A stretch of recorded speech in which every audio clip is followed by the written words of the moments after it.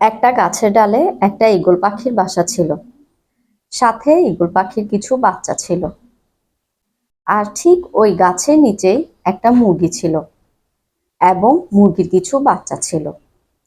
তো একদিন ঘটনাক্রমে ওই ঈগলের একটা বাচ্চা নিচে পড়ে যায় এবং পড়ে যাওয়ার পরে সে মুরগির ফ্যামিলির সাথে থাকতে শুরু করে।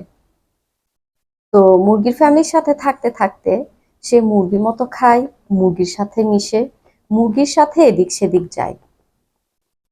সে মুরগির মতোই চলাচল শুরু করে। তো কিছুদিন পরে একদিন একটা বড় ঈগল পাখি ওই ছোট ঈগল পাখিটাকে দেখতে পায়।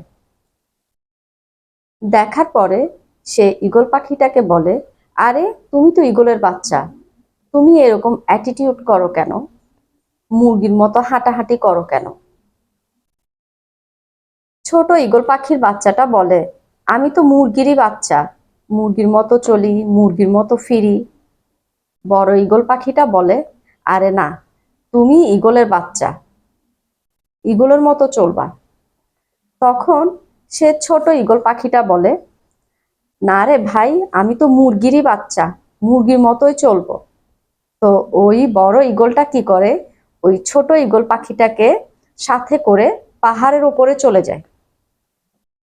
তো পাহাড়ের উপর নিয়ে গিয়ে ছোট ঈগলটাকে বলে, এই তুমি ঈগলের বাচ্চা, ঈগলের মতোই চলাচল করবা। এখন ছোট ঈগল পাখিটা বলে, না, আমি মুরগির বাচ্চা। তখন বড় ঈগলটা কি করে, ছোট ঈগল পাখিটাকে পাহাড় থেকে একটা ধাক্কা মারে। তো ধাক্কা মারার পরে সে তো নিচে পড়ে যাচ্ছিল, মানে ঈগল পাখির বাচ্চাটা তো নিচে পড়ে যাচ্ছিল। নিচে যখন পড়ে যাচ্ছিল অটোমেটিকলি আপনা আপনি তার দুইটা পাখা খুলে যায় এবং সে উঠতে শুরু করে।